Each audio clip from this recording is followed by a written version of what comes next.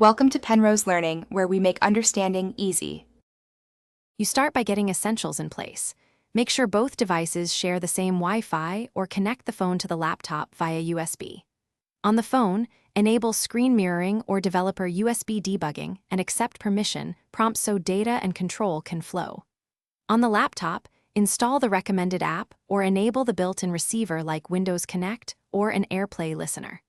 Once done, launch the receiver and look for your phone's name. Tap it to begin the handshake and streaming process.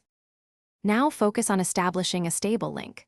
On the laptop, accept the phone's connection request, or on the phone, select your laptop from the cast list. Configure resolution and orientation to match the laptop display and pick where audio plays, phone or laptop. If you need low latency for games or presentations, switch to USB tethering.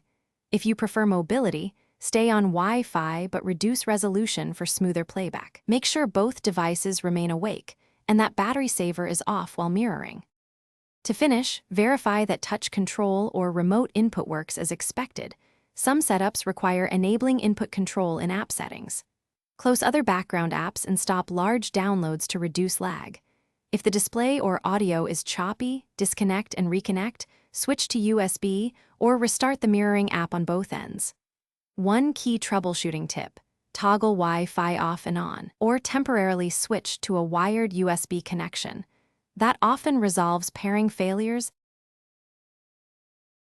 Thanks for watching. If this was helpful, leave a like and consider subscribing. See you next time.